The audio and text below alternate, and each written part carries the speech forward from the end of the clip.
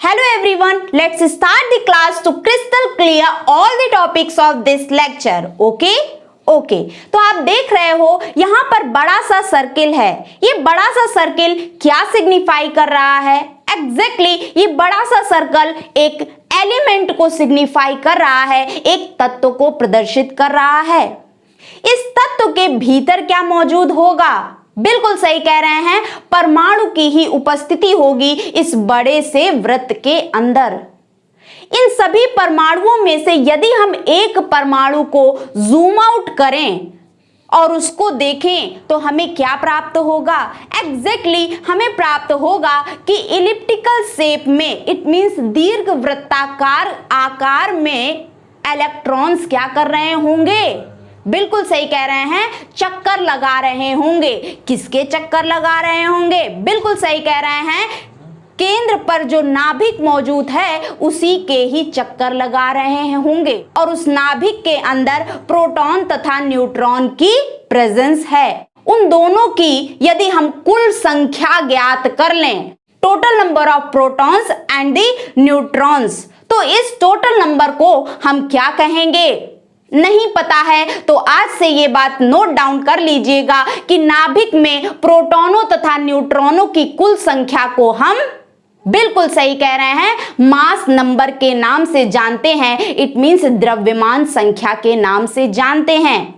All clear?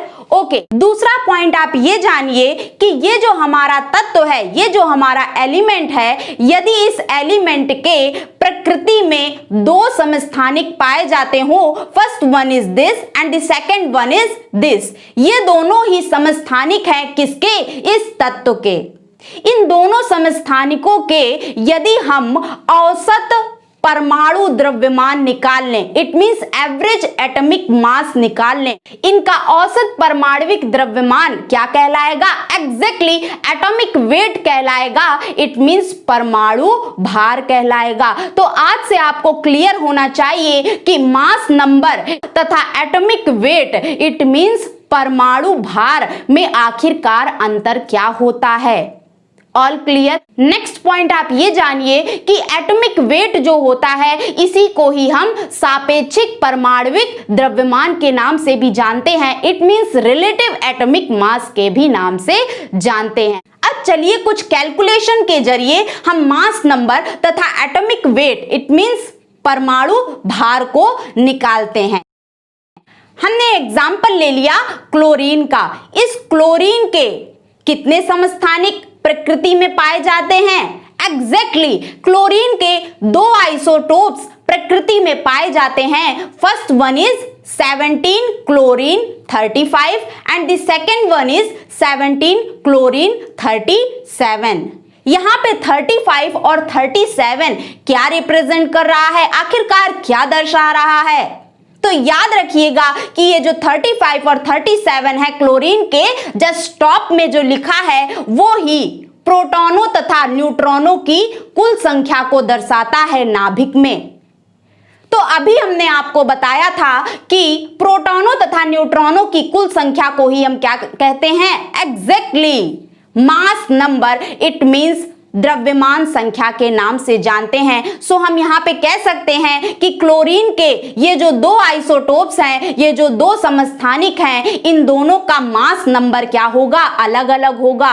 Chlorine 35 का mass number, it means द्रव्यमान संख्या कितनी होगी? एग्जैक्टली 35 होगी। और वहीं क्लोरीन 37 का मास नंबर, इट मींस द्रव्यमान संख्या क्या होगा? एग्जैक्टली 37 होगा।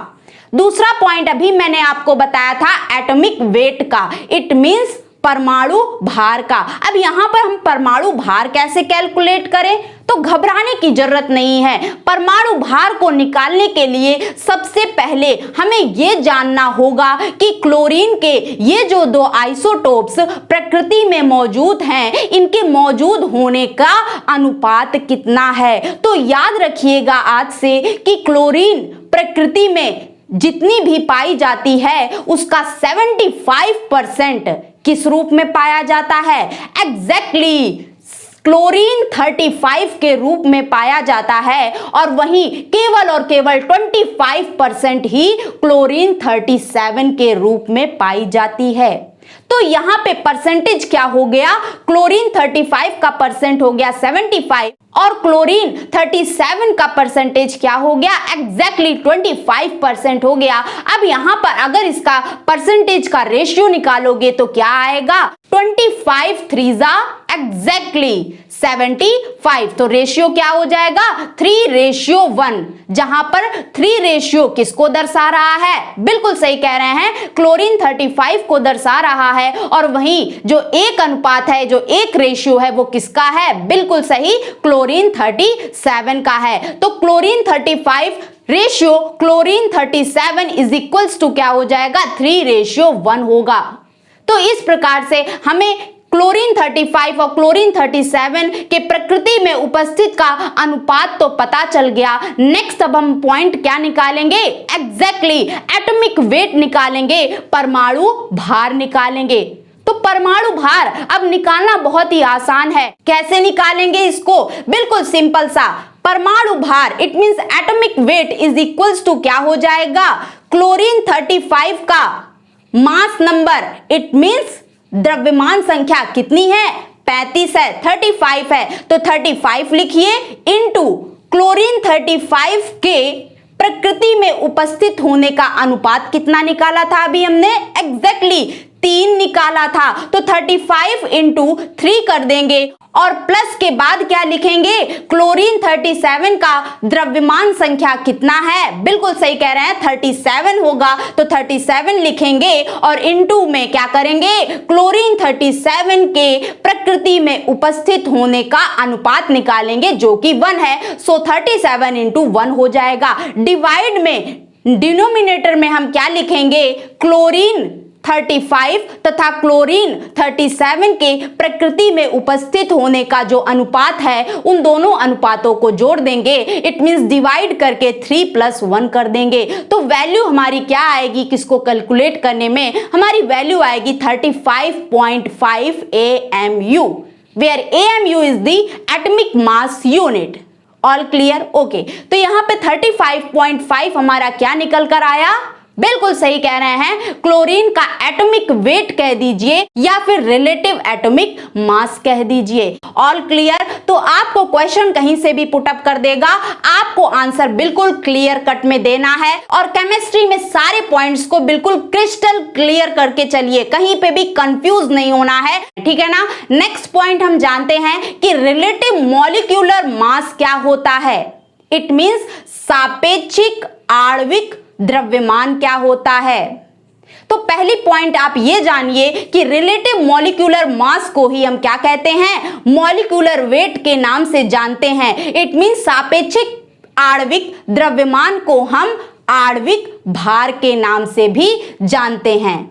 अब ये होता क्या है, तो सिंपल सा, जिसने मेरी पहले लेक्चर की क्लास ली होगी वो बिल्कुल निश्चिंत रहें, उनको अच्छे से समझ में आएगा। मैंने आपको बता रखा है कि रिलेटिव एटॉमिक मास क्या होता है, बिल्कुल जिस प्रकार से उसकी डेफिनेशन थी वही यहां पे भी है, बस 2 पॉइंट्स यहां पे चेंज हो जाएंगे। क्या चेंज हो जाएंगे, चलिए जानते हैं।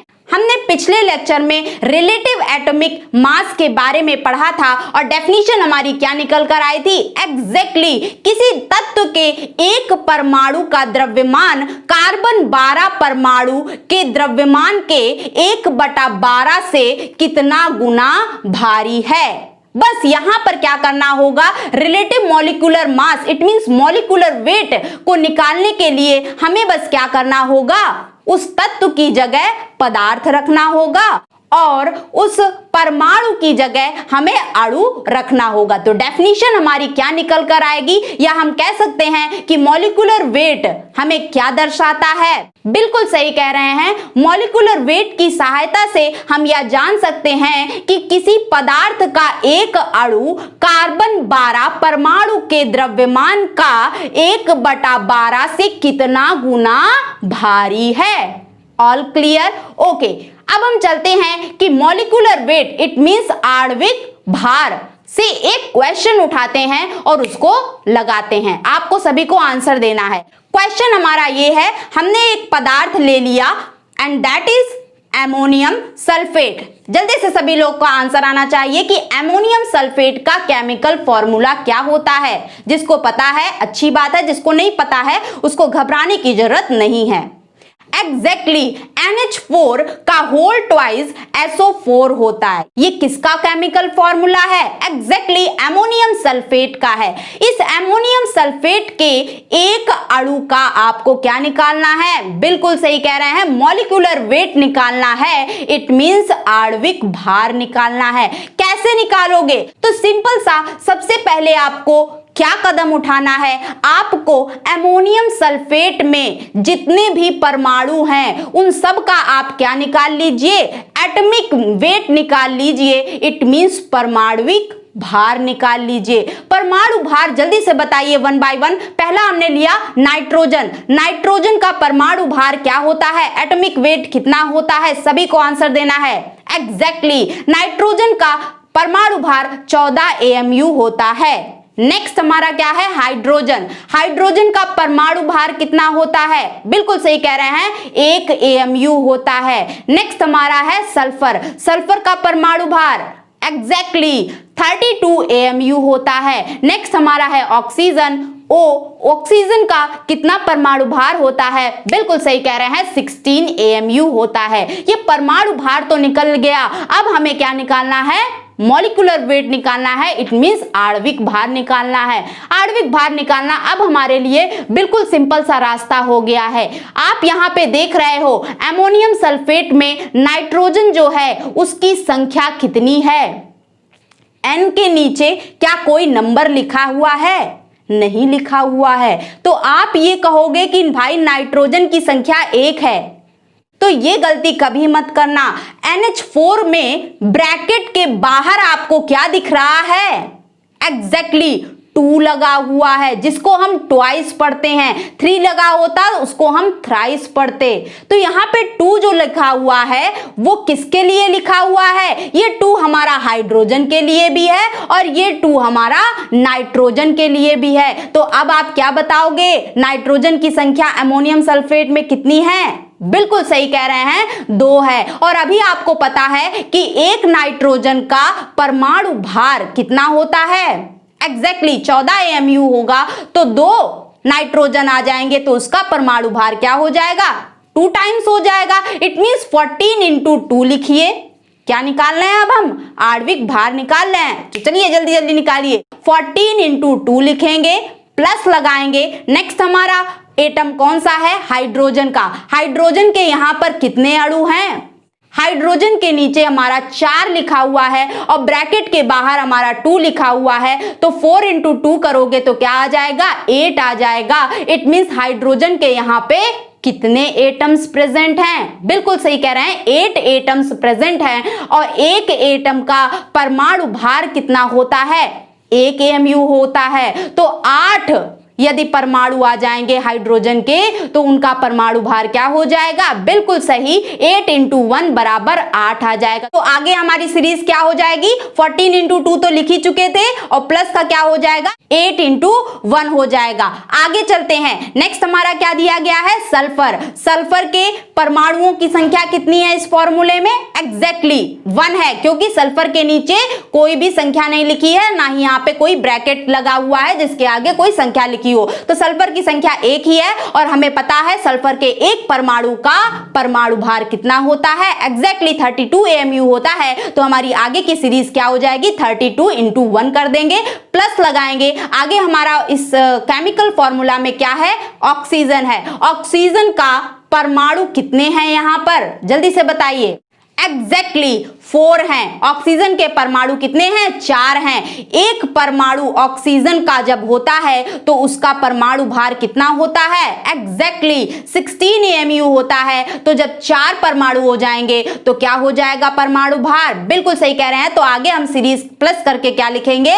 16 × 4 कर देंगे। इस पूरी सीरीज को आप कैलकुलेट करिएगा तो आपका निकल कर क्या आएगा? कैलकुलेट करिएगा 132 AMU आएगा। ये 132 AMU हमें क्या दर्शा रहा है, ये क्या है, एग्जैक्टली ये आणविक भार ही निकल कर हमारा आ गया। ये 132 हमें ये दर्शा रहा है कि अमोनियम सल्फेट का एक अणु जो होता है वो कार्बन 12 परमाणु के द्रव्यमान का 1/12 से 132 गुना भारी होता है। कौन भारी होता है? अमोनियम सल्फेट का एक अणु, एक मॉलिक्यूल भारी होता है। All clear? तो सारे कॉन्सेप्ट्स को आप क्रिस्टल क्लियर करते हुए चलिए वन बाय वन, ठीक है ना, घबराने की जरूरत नहीं है। All clear? ओके, तो आज के लिए इतना ही। अगर आपको हमारी क्लास, हमारे पढ़ाने का तरीका पसंद आए तो आप अपने चैनल परीक्षा गांव को लाइक, सब्सक्राइब और शेयर करना ना भूलिएगा। ओके।